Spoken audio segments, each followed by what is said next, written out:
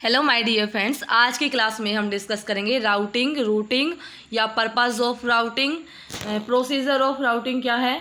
तो सबसे पहले डेफिनेशन देख लेते हैं क्या होता है राउटिंग।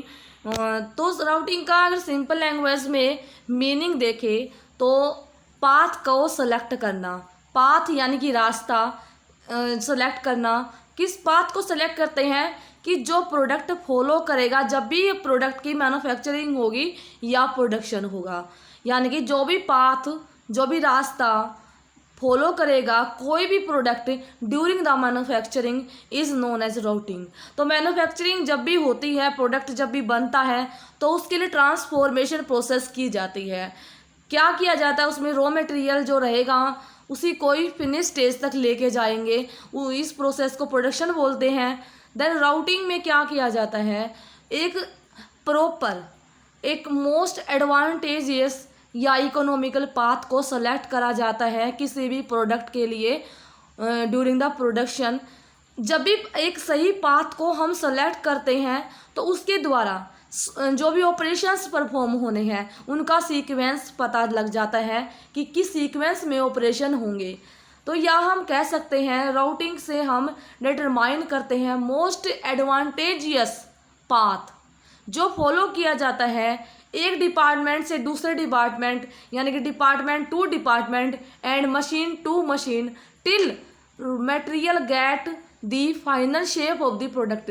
जब तक किया जाता है कि एक डिपार्टमेंट से दूसरे डिपार्टमेंट, एक मशीन से दूसरी मशीन, जब तक रॉ मटेरियल यानी कि जो हमारा इनिशियली मटेरियल था वो फाइनल स्टेज तक या फिनिश्ड प्रोडक्ट ना बन जाए तब तक किया जाता है।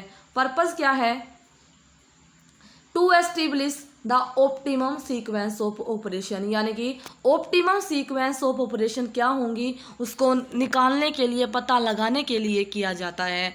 Routing is related to the consideration of the layout. Layout जो है, प्लांट लेआउट किस तरीके का उसको कंसिडरेशन में लेके बनाया जाता है। टेम्पररी स्टोरेज कहाँ पे होगा, या जो इन प्रोसेस यानी कि जो प्रोसेस के अंदर, यानी कि कोई प्रोसेस हो रही है तो उसमें जो मटेरियल की रिक्वायरमेंट होगी, जो इन्वेंट्री की रिक्वायरमेंट होगी एंड जो मटेरियल हैंडलिंग की रिक्वायरमेंट होगी, इन सब चीज़ों को ध्यान में रखते हुए किया जाता है। राउटिंग प्रोसीजर, अलग अलग स्टेप्स जो कि वेरियस स्टेप्स इन्वॉल्व होते हैं राउटिंग के लिए। First, the finished product is analyzed from manufacturing point of view in order to decide how many components can be made in a plant and how many other can be purchased from the outside. Routing procedure यानी कि जो finished product है उसको ऐसे analyse किया जाता है manufacturing point of view से, क्या हमारी कैपेसिटी है या ऐसा कंपोनेंट जो हम बना सकते हैं, हमारे पास में वो इक्विपमेंट या मशीन अवेलेबल है, या हमें वो बाहर से प्रिक्योर करना पड़ेगा या बाहर से परचेज करना पड़ेगा। तो ये डिसाइड किया जाता है। The make or buy decision depend upon the workload on the plant, availability of the equipment and personal of manufacture, all component and economy associated.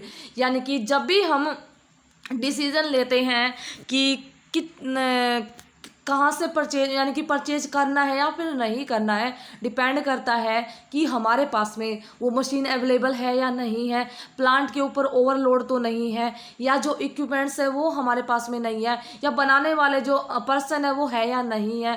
ठीक है, और जो हमारे में यानी कि इकोनॉमी को भी कंसिडर किया जाता है। मान लो फॉर एग्जांपल हमारे पास में सभी चीज़ें हैं, बट अगर कोई दूसरी कंपनी या कोई और ऑर्गेनाइजेशन या बाहर मार्केट से वही प्रोडक्ट सेम अगर कम क्वांटिटी में यानी कि कम पैसे में मिल रहा है, इकोनॉमिकल मिल रहा है, तो हम वहाँ से परचेज कर लेंगे उसको। तो इस तरीके से डिसाइड करा जाता है। Then a list of part and bill of material is prepared showing the name of part, quantity, material specification, amount of material requirement.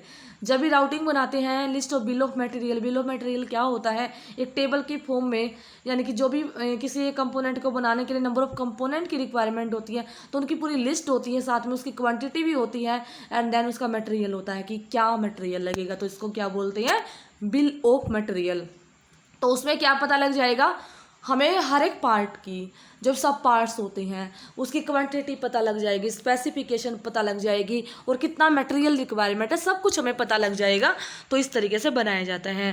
From the production standards and machine capacity the operation to be performed at each stages of the manufacturing are established and list in proper sequence are in operation and route sheet, यानी कि जो root sheet तैयार करी जाती है जो भी production standards और मशीन कैपेसिटी के अकॉर्डिंग जो ऑपरेशंस परफॉर्म होने हैं, हर एक स्टेज जो भी मैन्युफैक्चरिंग की करी जाती है उनके प्रॉपर सीक्वेंस में लिस्ट बनाई जाती है, एक रूट शीट बनाई जाती है जो भी ऑपरेशन होते हैं इस तरीके से, यानी कि ऑपरेशन रूट शीट बनाई जाती है। कैसे तैयार करी जाती है, जैसे कंपोनेंट नंबर है, नेम ऑफ द कंपोनेंट ऐसे लिख देंगे, यानी कि एक चार्ट है उसके ऊपर हम सबसे ऊपर component number, name of the component and material, कौन सा मटेरियल है, ड्राइंग जो भी ड्राइंग उसके लिए स्पेसिफिक ड्राइंग है, ड्राइंग नंबर लिख देंगे, क्वांटिटी कितनी बना रही है और कब कंप्लीट हो जाना है यानी कि उसकी डेट लिख देंगे। ये ऑपरेशन रूट शीट है। देन राउटिंग में क्या है, सिलेक्शन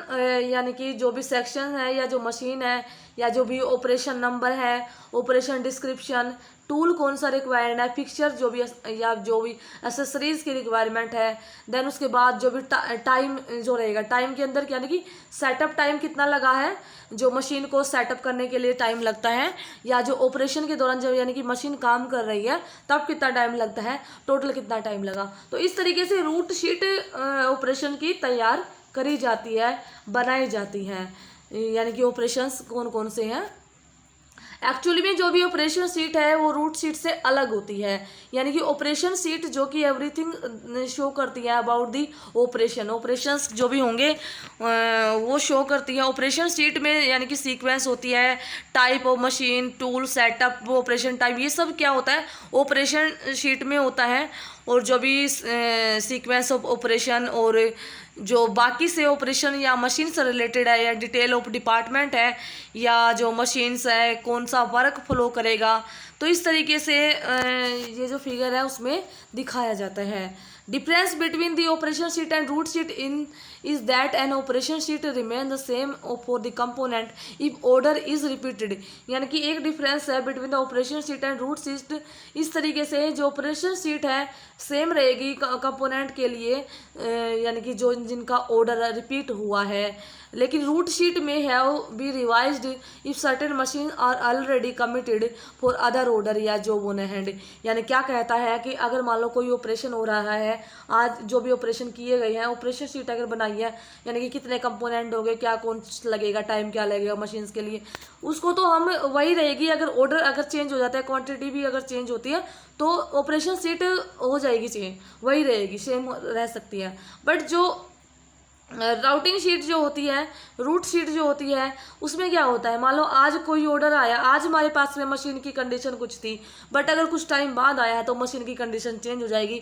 या में भी हो सकता है कि साथ में दूसरे ऑर्डर भी, दूसरा काम भी चल रहा हो, तो हमें जो रूट शीट को में भी चेंज करना पड़ सकता है, उसको नई कंडीशन या जो भी नई हमारे पास में सिचुएशन है उसी के अकॉर्डिंग रिवाइज करना होता है। तो इस तरीके से जो कुछ स्मॉल डिफरेंस है प्रैक्टिकली ऑपरेशन एंड ये रूट शीट है, ठीक है। अगर ऑपरेशन शीट होगी तो इस तरीके से कर सकते हैं, रूट शीट के लिए क्या होगा, उसको रिवाइज करना पड़ सकता है। Next step is to determine lot size और number of component to be manufacture in lot and batch, यानी कि एक लोट या एक बैच में कितने नंबर ऑफ कंपोनेंट, साइज यानी कि उनका कितना साइज है कंपोनेंट का डिटरमाइन करना होता है। जो भी स्क्रैप फैक्टर को देखना होता है, स्टैंडर्ड स्क्रैप फैक्टर क्या है और कहाँ पर स्क्रैप को रखना है, कुछ आइडेंटिफाई कैसे किया जाता है, स्क्रैप्स को देखना है, यानी कि एक्चुअल स्क्रैप हर एक बैच में कितनी होगी उसको रिकॉर्ड करना कंट्रोल चार्ट के ऊपर, और कारण क्या क्या है उन कारणों को आइडेंटिफाई करना, उनको एक्सप्लोर करना। अगर कारण जो भी ठीक करने वाले कारण है, यानी कि स्क्रैप अगर ज़्यादा प्रोड्यूस हो रही है तो ज़्यादा प्रोड्यूस होने के जो कारण होते हैं जिन वजह से स्क्रैप प्रोड्यूस हो रही है उनको आइडेंटिफाई करना और उनको ठीक करना, बिकॉज स्क्रैप क्या होगी, वेस्टेज हो जाएगी, ठीक है। तो स्क्रैप को भी आइडेंटिफाई करना होता है। The cost of the component is analysed and estimated through the information obtained in above steps, यानी कि जो भी स्टेप्स से जो भी इंफॉर्मेशन मिली है तो उसमें कॉस्ट ऑफ द कंपोनेंट की एनालिसिस करनी होती है, यानी कि कंपोनेंट को मैन्युफैक्चर करने के लिए टोटल कॉस्ट कितनी इन्वॉल्व होगी, कितनी लगेगी, सभी स्टेप्स को देखते हुए। और यानी कि इसमें मटेरियल कॉस्ट, लेबर चार्जेस या स्पेसिफिक और चार्जेस होंगे, या फिर इनडायरेक्ट एक्सपेंसेस को भी इंक्लूड करा जाता है, यानी कि मटेरियल या कंपोनेंट की कॉस्ट को निकाला जाता है। ये था डिस्कशन, आई थिंक आपको हेल्पफुल लगा। अगर वीडियो अच्छी लगी है, हेल्पफुल लगी तो शेयर ज़रूर करना। मिलते हैं अगली वीडियो के साथ में। Have a nice day.